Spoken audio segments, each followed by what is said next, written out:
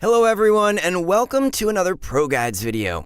Today, we'll be doing a patch rundown of 9.18, as well as an updated item tier list from our Challenger analyst. Keep up to date with what's strong so you can continue your climb towards the Challenger rank. This patch is a big one, as there have been some fundamental changes to the core game, including champion pool size, XP adjustments, and champion tier drop rates.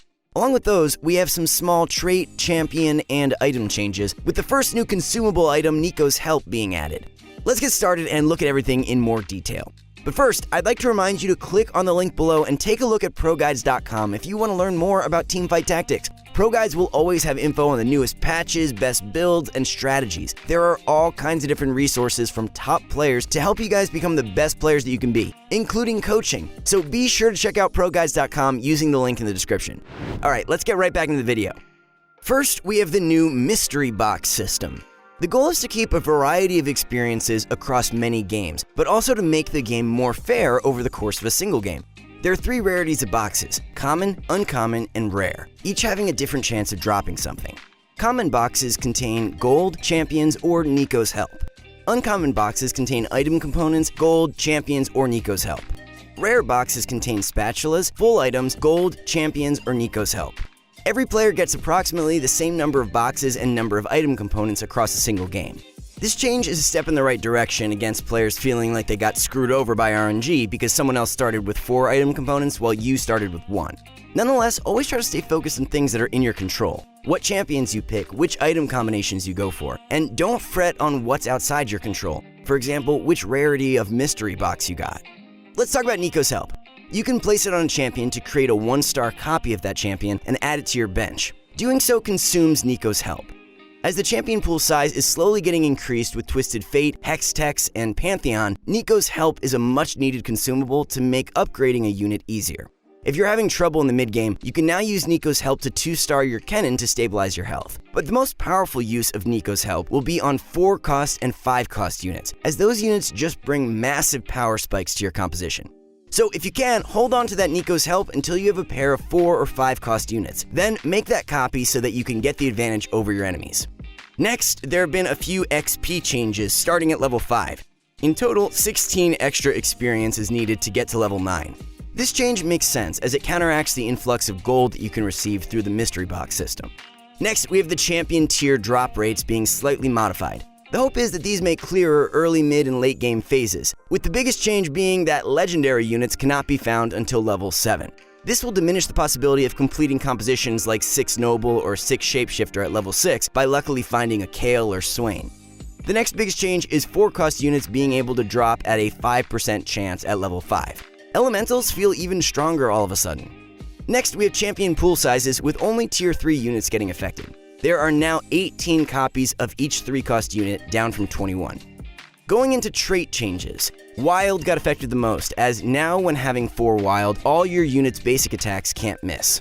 Elementalist's armor got buffed. Knight's damage reduction got increased at 4 and 6 Knight synergy. And Assassin jump delay got slightly increased, so they have a higher chance of getting to those backline units.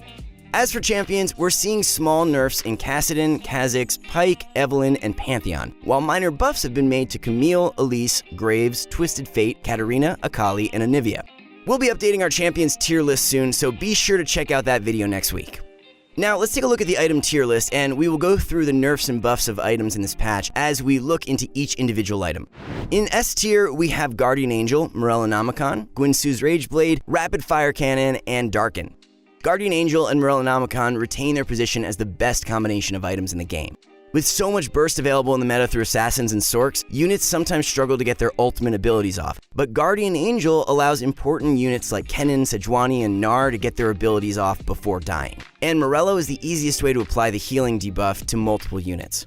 Rageblade and RFC are the best late-game items and really enable carries like Draven and Ashe to reach their full potential. Since the buff to Rageblade, we've seen an increase of priority to this item on units like Shyvana, Ashe, and Draven. And with specific item combinations, you get some really powerful effects, like a Gunblade and Rageblade Shyvana can sustain herself for a long time if the maximum attack speed of Rageblade is met.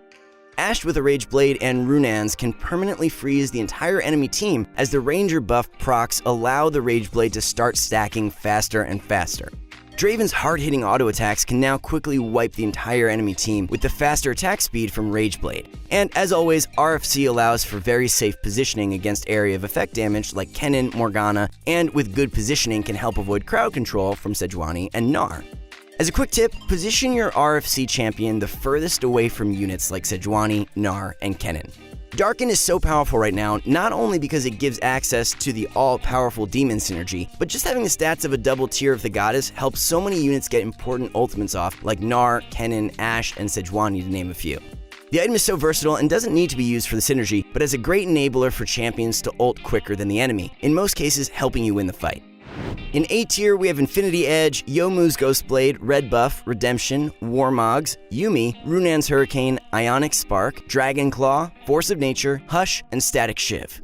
Ionic Spark and Static Shiv are S tier items in the early game, but fall off pretty hard in the mid and late game. If you need help stabilizing health in the early game, or you're going for a win streak, look to prioritize these items on the first two carousels. Infinity Edge and Runan's Hurricane add additional damage to really help secure the late game, and Runan's Hurricane applies debuffs like Glacial or Red Buff, making it a very powerful choice on carries like Ashe. Youmuu's and Yuumi are powerful synergies to get compositions like Elemental Sorcerer or Void Assassin to come online faster. Redemption, Warmogs, and Dragon's Claw are items that have become more popular to synergize with the high health pool that shapeshifters get once they transform. With the rise of shapeshifters, these items also became higher up in the priority list. As well as compositions that like to position in the corner like Rangers, putting a Redemption on Sejuani usually gives the heal to her entire team. Dragon's Claw is currently meta because Sorcerers are a frequent combination with Elementals, making for a much needed magic resistance stat. Red Buff and Hush are powerful on-hit effects that get more benefit from gunslingers, blade masters, or champions with fast attack speeds. Force of Nature is an excellent way to add in an extra unit, but keep in mind that it gives no added stats, so using a spatula on making a synergy is sometimes more powerful. In B tier, we have Hextech Gunblade, Spear of Shojin, Bloodthirster, Zeke's Herald, Knight's Vow, Locket of the Iron Solari, and Frozen Heart. Hextech Gunblade and Bloodthirster scale with champions as they get stronger. The more damage a champion does, the more healing they receive. So champions like Draven and Evelynn really benefit from these items once they get 2-starred. But with BF Sword getting a slight damage nerf, these items are now dropped to B tier. Spear of Shojin and Frozen Heart make for great items to make out of a tier of the goddess, depending on if you need multiple ultimates to go off, or to slow down shapeshifters so they don't transform as quickly. Zeke's Herald is specific to Rangers, but can really be utilized well in the early game to help you achieve and sustain a win streak, as attack speed is very important in the early stages of the game where there isn't much crowd control available. Knight's Vow and Locket of the Iron Solari. With the new buffs to the Knight synergy, Knight's Vow is up to B tier to help you get the 4 Knight synergy bonus, and Locket also received a significant buff to both shield amount and duration, making this an excellent snowball item in the early and mid game. In C tier, we have Thornmail, Phantom Dancer, Zephyr, Rabadon's Deathcap, Blade of the Ruined King, Seraph's Embrace, Swordbreaker, Luden's Echo, and Frozen Mallet. Thornmail and Phantom Dancer are good defensive items, but the stats can be cut through with RFC. And the effect of Phantom Dancer is completely negated by RFC as well, and with RFC being so popular, it makes Phantom Dancer an undesirable choice. Blade of the Ruined King and Frozen Mallet are not sought after much. Their synergies Glacial is usually only played for its tier 1, which can be easily attained through champions, and Blade Master is more situational. Seraph's Embrace, Rabadon's Deathcap, and Luden's Echo are good item choices, but the components that these items are built from are usually used for better items from S and A tier. If you can, hold out on making these items to see if you can prioritize for a stronger item from upcoming creeps or carousel rounds. Swordbreaker needs further monitoring, as it just recently got buffed and it's hard to predict how well it will do if there's a shift in the meta this patch. Currently, we've moved it up a tier as the buff seems significant enough to warrant making this item on Gunslingers or Blade Masters. Zephyr can be a good item choice for compositions that rely on a single carry, and with the buff from 5 to 6 seconds banished, this item might very well go up the tier list very quickly. Scout enemy team compositions, and if you see an Ashe with fully stacked items, go for the Zephyr so you can kill her team before she starts freezing your entire composition. In D tier, we have Sword of the Divine, Titanic Hydra, and Cursed Blade. Sword of the Divine is getting removed from the game in patch 9.19, so it retains its position at D tier. We always want to use the BF Sword and Recurve Bow for better items.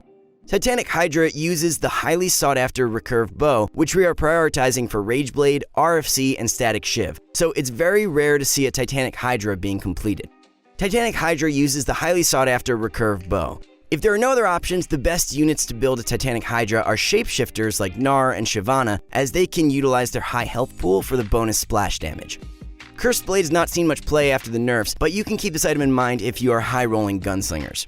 Overall, this patch is a breath of fresh air. We're excited to see what these fundamental changes to the core of the game will do for the meta, and what new innovations players can come up with. The biggest changes being item distribution and the addition of Neeko's help will promote new viable builds to emerge, and maybe, just maybe, with more items going around, we will see 4 Hextech become meta. Let us know in the comments below what you guys think will emerge from this new patch, and what are some changes that you would further like to see. Until then, see you guys in the next video.